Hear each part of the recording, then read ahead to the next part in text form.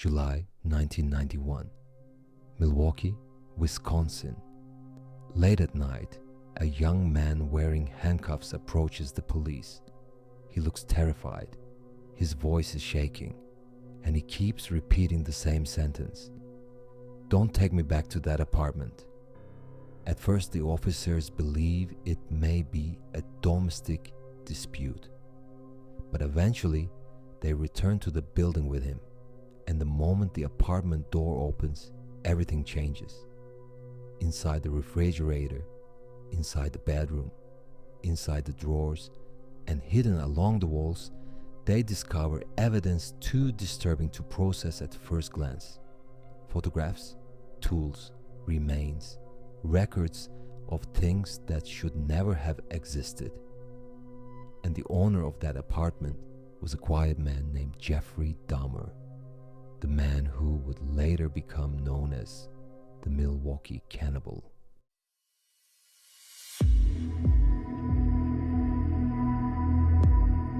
Jeffrey Dahmer was described as a deeply isolated child from an early age. He had few friends. Most of his time was spent alone. Inside the home, things were unstable as well. His parents argued frequently, and the tension inside the house rarely disappeared. Over time, Dahmer began withdrawing further into himself, and during those years, he reportedly developed an unusual fascination with dead animals. At first, it may have appeared to be simple curiosity, but the behavior gradually became more intense. He collected animal remains from roadsides and wooded areas, then carefully examined their bones, organs, and internal structures. Other children found it disturbing, but Dahmer reportedly showed almost no emotional reaction. He remained unusually calm. Years later, some psychologists suggested that he appeared more comfortable around lifeless things than around people. School life became increasingly difficult. He struggled socially, avoided connection, and isolated himself even further. People who knew him later described someone trapped between extreme loneliness and growing emotional fixation. As time passed, that isolation deepened, and according to later analysis, those years became critically important. Unable to process emotions in a healthy way, he slowly disappeared into a private world that no one else could fully see. But at the time, nobody imagined that the quiet boy sitting alone would one day become one of the most infamous serial killers in American history. And as the years passed, the fear, the isolation, and the obsession inside him slowly began to emerge into reality. 1978, Dahmer commits his first murder. The victim was a young man. At the time, Dahmer was still in his late teens, and his parents had already left the house. He was alone inside the home, and within that isolated space, the first crime takes place. Afterward, he begins trying to erase the evidence. What shocked investigators later was the fact that he remained uncaught for so many years. And even stranger, after the first killing, there appeared to be a gap of nearly 9 years where the violence seemed to stop. During that period, he joins the military, but military life does not last long. Because of alcohol problems and disturbing behavior, he is eventually discharged. Even afterward, he struggles to maintain a stable life. His drinking worsens, his relationships become more unstable, and most importantly, his isolation never disappears. From the outside, he may have looked like a troubled man, unable to fit into society. But internally, something dangerous was continuing to grow. And years later, those impulses begin returning in a far more repetitive and far more uncontrollable way. Eventually, Dahmer begins living alone in a Milwaukee apartment. Apartment 213. A place that would later become one of the most infamous locations in American criminal history. From the outside, it appeared completely ordinary. The hallway was quiet. Neighbors only complained about a strange odor coming from inside. But behind that door, something deeply disturbing was happening repeatedly. Dahmer becomes increasingly isolated. The curtains remain closed. The apartment is kept almost completely dark. The sound of the refrigerator, the constant hum of the ventilation fan, the faint buzzing of fluorescent lights. People who later entered the apartment described the atmosphere as unnaturally cold, as if the silence inside felt heavier than human presence itself. Inside that space, Dahmer invited people in, often using alcohol and drugs to control them.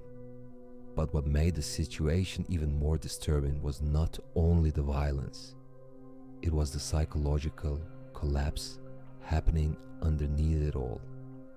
Experts later suggested that Dahmer desperately wanted human connection, while at the same time fearing abandonment to an extreme degree. And over time, that fear slowly transformed into obsession.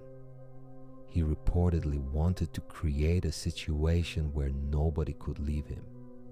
As the years passed, that obsession became increasingly dangerous, and eventually, the apartment stopped feeling like a normal living space. Instead, it became something closer to a sealed environment filled with isolation, delusion, and fear. Outside, the city continued normally. People returned home from work. They turned off their lights. They went to sleep. But inside apartment 213, an entirely different reality was unfolding in the dark. Dahmer mainly approached people who were alone. He searched for them in nightclubs, bars, bus stops, and on quiet streets late at night. He usually spoke calmly, offering drinks, conversation, or asking people to return with him for photographs. At first glance, he did not appear threatening. Some people later described him as quiet, awkward, and socially uncomfortable. And in many ways, that became part of what made him dangerous. People did not immediately fear him, and Dahmer learned how to use that hesitation. There were also clear patterns among the victims. Most were young men, many coming from communities that were frequently overlooked or ignored socially. And when someone disappeared, serious investigations did not always begin immediately. The disappearances continued again and again, but the connections between them were recognized far too late. The warning signs existed throughout the entire period. Neighbors reported strange smells. Some expressed fear, concern, and growing uneasiness. But even those warnings failed to fully connect together until it was already too late.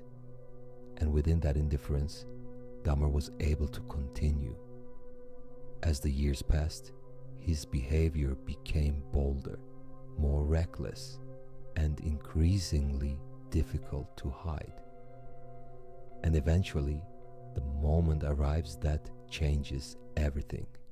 One of the most disturbing aspects of the Jeffrey Dahmer case is the fact that there were opportunities to stop him. And among all those moments, one incident is remembered more than any other. The case of a 14-year-old boy.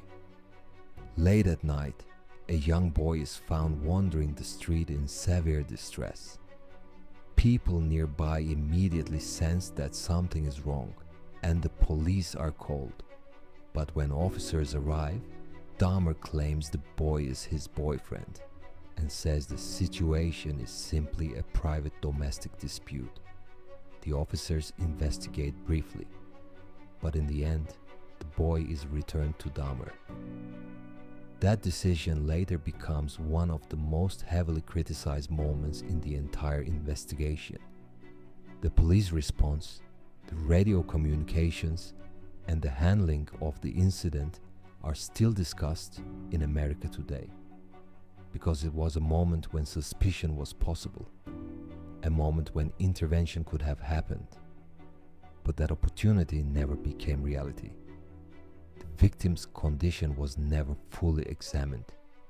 Warnings from witnesses nearby were not taken seriously, and over time, the case became more than the story of a serial killer. It also became a story about failure, about what can happen when indifference, bias, and institutional neglect override basic human concern. And that night, the possibility that someone might survive quietly disappears. After that moment, the tragedy continues. July 1991. A man named Tracy Edwards escapes from Dahmer's apartment. He is still wearing handcuffs, desperately asking the police for help. At first, the officers reportedly assume it may be some kind of domestic argument, but Edwards continues insisting that they listen to him. Eventually, the officers return to Dahmer's apartment with him, and the moment the door opens, everything changes. Inside the drawers, they discover photographs documenting victims. And throughout the apartment, more disturbing evidence begins to emerge. The atmosphere inside quickly becomes unbearable. Even some of the officers present later described falling completely silent. That apartment was no longer simply a crime scene.